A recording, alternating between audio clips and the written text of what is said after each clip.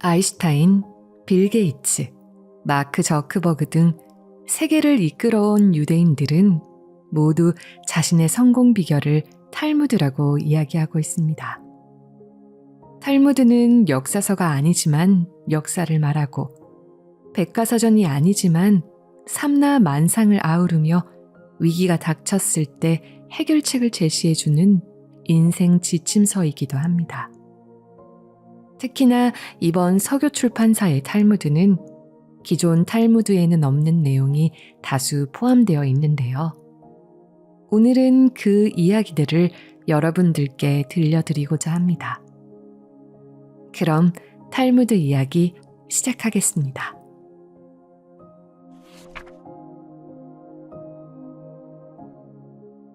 유언. 10명의 아들을 둔 아버지가 있었다. 그는 자신이 죽으면 아들들에게 한 사람당 100디나르씩 상속해 주기로 약속했다. 그런데 세월이 흐르면서 그의 재산은 크게 줄어 전 재산을 합해봐도 950디나르밖에 되지 않았다. 그는 임종이 다가오자 9명의 아들들에게 각각 100디나르씩 나눠주었다. 그리고 막내 아들한테는 이렇게 말했다. 모두에게 나눠주고 나니 나에게는 50디나르가 남는구나. 이 중에서 30디나르를 장례비로 지불하면 네 몫은 20디나르밖에 안 되는구나. 그 대신 나의 친구 10명에게 너를 잘 돌봐주라는 부탁을 해두겠다. 이들의 가치는 1000디나르보다 훨씬 클 것이니 걱정하지 마라. 아버지는 친구들에게 막내를 부탁하고는 얼마 후 숨을 거두었다. 9명의 아들들은 각자 자신의 길을 찾아 떠났다. 막내는 아버지가 남겨준 1디나르가 남았을 때 그 돈으로 음식을 차려 아버지의 친구들을 초대했다. 아버지의 친구들은 막내 아들과 즐겁게 먹고 마신 뒤 이렇게 말했다. 친구의 아들 중 이 애가 우리에게 가장 먼저 관심을 보이는군. 우리도 이 아이의 호의에 보답해야지. 그러고는 막내 아들의 손에 새끼를 뺀 암소 한 마리와 얼마의 돈을 쥐어주었다. 막내는 암소가 송아지를 낳자 시장에 내다 팔았고 돈을 모아 장사를 시작했다. 그리고 하느님의 은혜를 입어 아버지보다 훨씬 더 큰 부자가 되었다. 그가 말했다. 아버지의 말씀이 옳았어. 친구는 세상 무엇보다 더 가치 있는 존재야.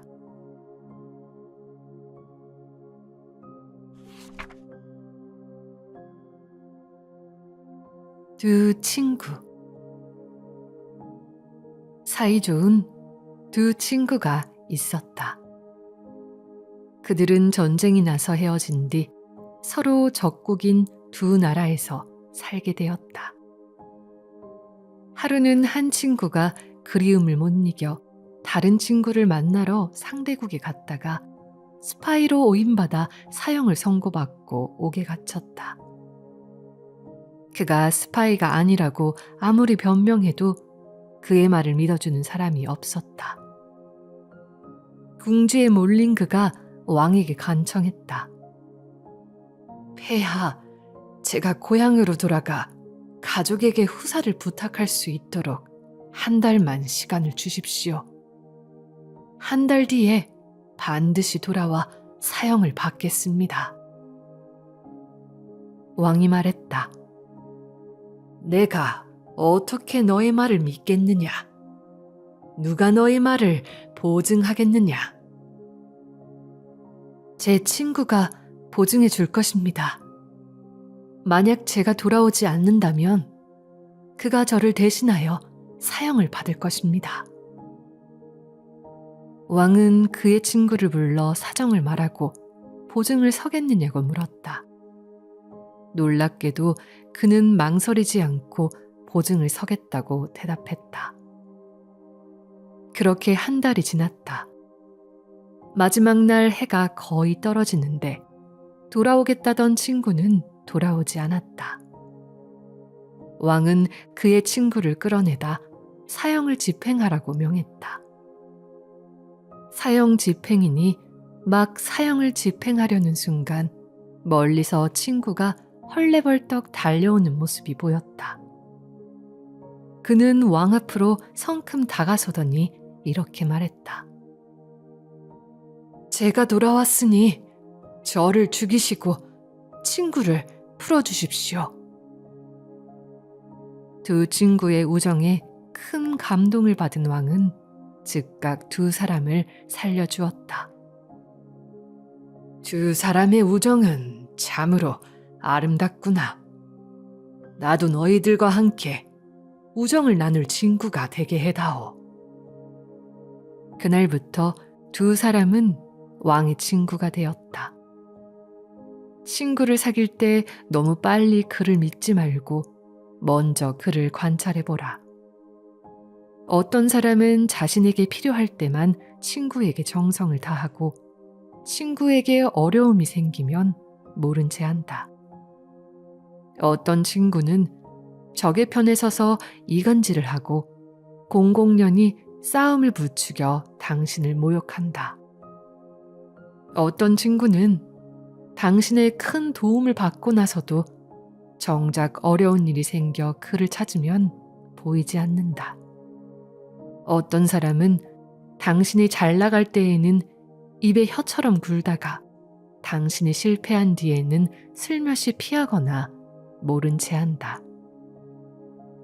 당신은 당신의 라이벌과 일정한 거리를 유지해야 하며 친구와의 금전적 관계에서는 약간의 경계심을 가져야 한다. 충직한 친구는 안전한 대피소와 같다. 이런 친구를 둔 사람은 큰 보석을 얻은 것과 같다. 충직한 친구의 가치는 무한대이기 때문이다. 그 가치는 그 무엇으로도 환산할 수 없다.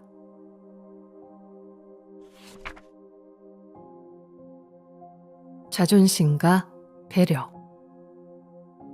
두 번째 성전에서 패배하자 가마리엘 2세가 이렇게 말했다. 내일 아침에 7명의 랍비가 모여 이 문제를 풀기 위해 토론을 하기로 했어. 이튿날 아침이 되자 8명의 랍비가 모였다. 그런데 초청하지 않은 랍비가 한 명 더 있는 게 아닌가. 가마리엘은 그 불청객을 가려내기 위하여 다음과 같이 말했다.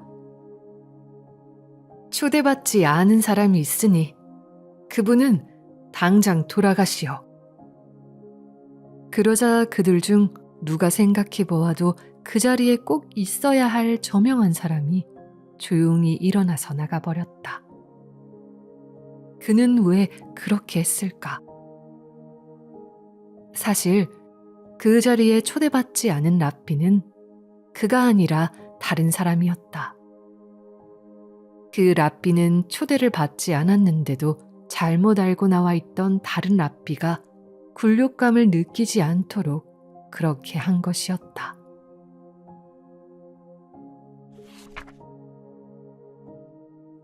지식의 가치. 회당에서 젊은 랍비 토머스가 학생들에게 말했다.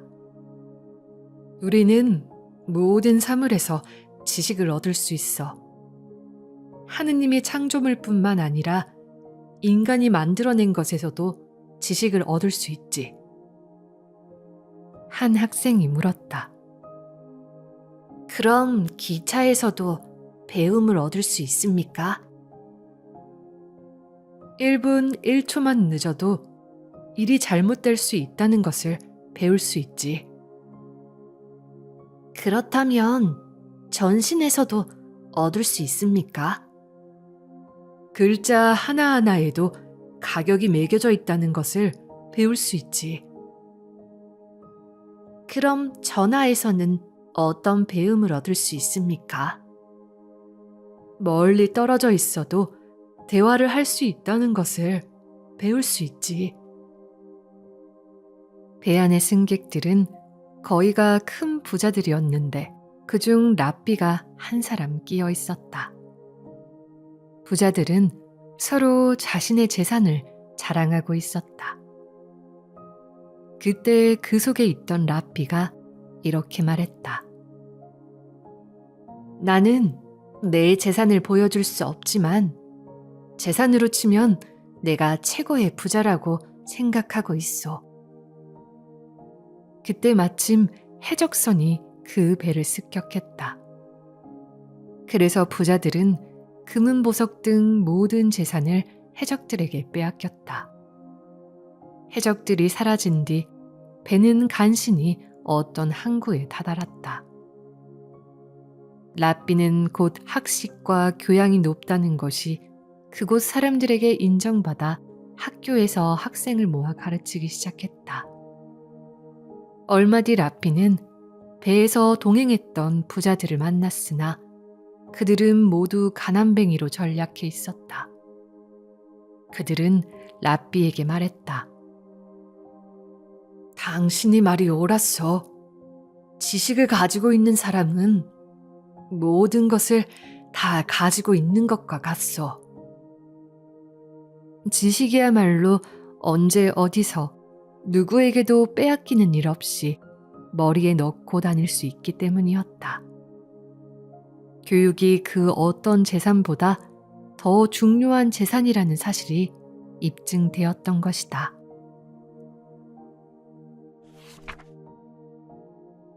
혀의 위력과 힘. 어떤 장사꾼이 골목을 돌아다니며 외쳤다. 인생을 행복하게 사는 비결을 팝니다. 싸게 팝니다. 그러자 온 동네 사람들이 좁은 골목을 가득 메웠다. 그 중에는 랍비 몇 사람도 섞여 있었다. 내게 파시오. 값은 후하게 쳐주겠소. 여기저기서 사람들이 외쳐댔다. 그러자 장사꾼은 이렇게 말했다.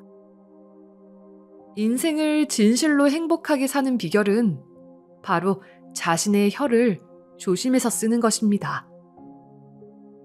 어느 날 랍비는 자신이 가르치고 있는 제자들에게 잔치를 베풀어 주었다. 잔치상에는 소와 양의 혀로 요리한 음식도 나왔는데 그 중에는 딱딱한 혀 요리와 부드러운 혀 요리가 섞여 있었다. 제자들은 앞다투며 부드러운 혀 요리만 골라 먹었다. 이것을 본 랍비가 말했다. 너희들도 항상 혀를 부드럽게 해두어라. 혀가 딱딱하게 굳은 사람은 남을 화나게 하거나 불화를 초래하니까. 유대교 랍비들은 말을 할 때 항상 자제해야 한다고 강조한다. 한 번 내뱉은 말은 마치 시위를 떠난 화살처럼 다시 걷어들일 수 없기 때문이다. 랍비 가마리엘이 그의 하인 토비에게 말했다. 시장에 가서 가장 맛있는 음식을 사오너라. 그러자 하인은 혀를 사가지고 돌아왔다. 며칠 뒤 랍비는 또 하인에게 오늘은 가장 맛없는 음식을 사오라고 명했다. 그런데 하인은 또 먼저 때와 같이 혀를 사가지고 왔다. 랍비는 언짢아 하며 그 까닭을 물었다. 며칠 전 가장 맛있는 음식을 사오라고 할 때도 혀를 사오더니 가장 맛없는 음식을 사오라고 했는데도 어째서 또 혀를 사왔느냐? 그러자 하인이 대답했다. 혀는 그 어떤 음식보다 더 달콤하지만 그 어떤 것보다 더 무서운 것이기 때문입니다.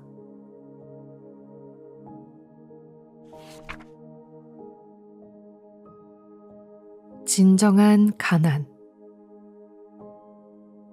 두 사람이 랍비에게 상담하러 갔다.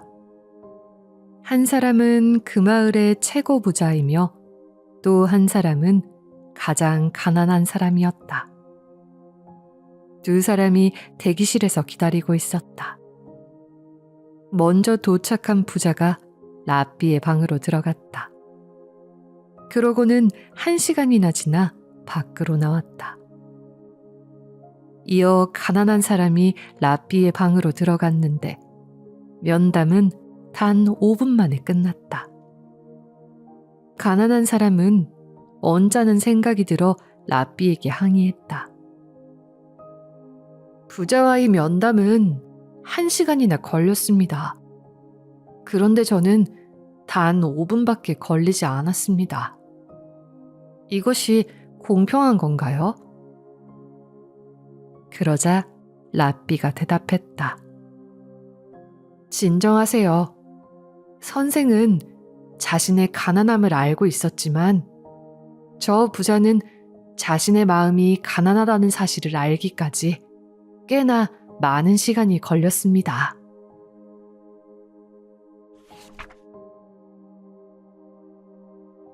포도밭 이야기. 굶주린 여우 한 마리가 포도밭 주위를 돌면서 어떻게 해서든지 그 속으로 숨어 들어가려 하고 있었다. 그러나 울타리 때문에 그 안으로 기어 들어갈 수 없었다. 그래서 여우는 궁리 끝에 사흘을 굶어 살을 뺀 뒤에 간신히 울타리 틈 사이로 들어가는데 성공했다. 포도밭 안으로 들어간 여우는 맛있는 포도를 실컷 따먹은 다음 그곳에서 나오려고 했지만 너무나 배가 불러 포도밭을 빠져나올 수 없었다. 그래서 여우는 할 수 없이 다시 사흘 동안 굶어 몸을 마르게 한 뒤에야 겨우 빠져나올 수 있었다. 이때 여우가 탄식하며 말했다. 배가 고프기는 들어올 때나 나올 때나 마찬가지로군. 이 세상도 포도밭과 마찬가지다. 사람은 태어날 때 주먹을 꼭 쥐고 태어난다. 마치 이 세상 모든 것이 다 내 것이다 라고 말하는 것 같다. 그러나 막상 세상을 떠날 때에는 손을 활짝 펴고 죽는다. 마치 빈손으로 떠나는 것을 보여주기라도 하든 말이다. 그래서 사람이 죽는 것을 살수인환, 이 세상과 손을 뗀다 라고 한다. 사람이 세상을 떠날 때 가져갈 수 있는 것은 돈이나 권력이 아니다. 오직 토라와 선행이다. 탈무드는 그것이 너가 다닐 때에 너를 인도하며 잠잘 때에 너를 보호하며 깨어날 때에 너와 더불어 말하리라 라는 대목에서 너가 다닐 때에 너를 인도하면은 현 세상을, 잠잘 때에 너를 보호하면은 죽음을, 깨어날 때에 너와 더불어 말하리라 하는 사후세계를 의미하고 있다.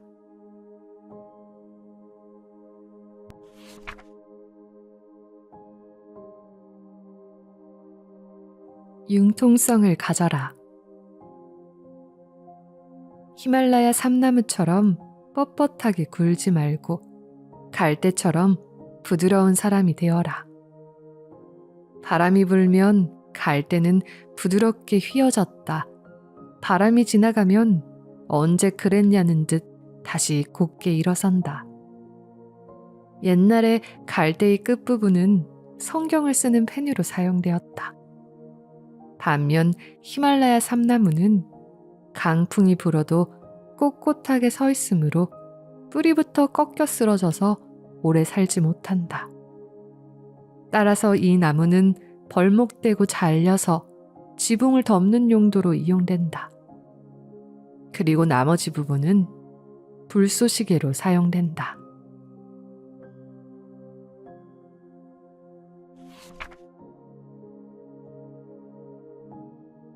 인내심 테스트.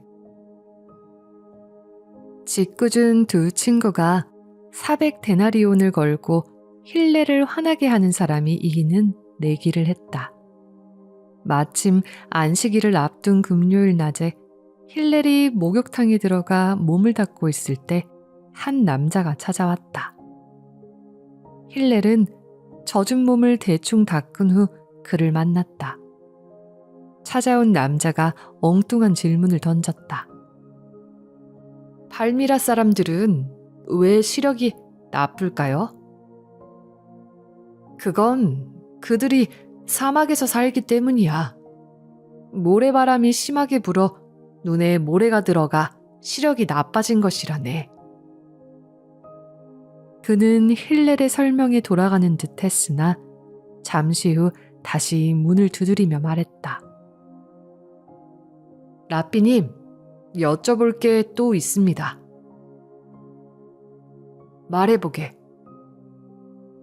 인간의 머리는 왜 둥그렇게 생겼습니까? 힐렐이 정성껏 대답해준 다음 다시 목욕탕에 들어왔는데 그 남자가 또 문을 두드렸다. 힐렐이 다시 나오자 또 엉뚱한 질문을 했다. 왜 흑인은 피부가 검습니까? 그러나 힐렐은 화를 내지 않고 차근차근 그 이유를 말해주고는 목욕탕으로 돌아왔다. 그런데 얼마 되지 않아 또다시 노크 소리가 들렸다. 이렇게 하기를 무려 5번이나 계속했다. 결국 그 남자가 속내를 털어놓았다. 라삐님 같은 사람은 이 세상에 없어야 했을 거예요. 나는 라삐님 때문에 내기에 졌기 때문에 400데나리온을 잃고 말았어요. 힐렐이 웃으며 대답했다. 내가 인내심을 잃어 화를 내는 것보다 당신이 돈을 잃어버리는 편이 더 낫지 않겠소?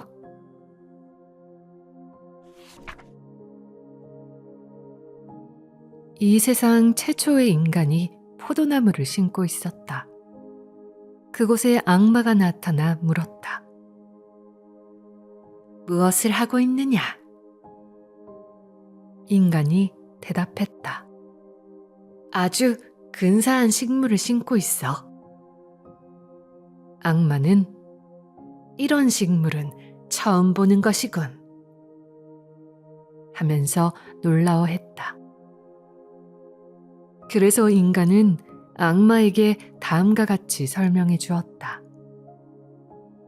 이 식물에는 아주 달콤하고 맛있는 열매가 열리는데 익은 다음 그 즙을 내어 마시면 아주 행복해져. 악마는 그렇다면 자신도 꼭 끼워달라고 하면서 양과 사자와 돼지와 원숭이를 데리고 왔다. 그러고는 이 짐승들 4마리를 죽여 그 피를 거름으로 썼다. 포도주는 이렇게 해서 세상에 처음 생겨났다고 한다. 그래서 처음 술을 마시기 시작할 때는 양과 같이 온순하고 좀 더 마시면 사자처럼 사납게 되고 좀 더 마시면 원숭이처럼 춤추거나 노래를 한다. 그리고 더 많이 마시게 되면 토하고 뒹구느라 돼지처럼 더럽게 된다. 술이란 악마가 인간에게 준 선물이기 때문이다.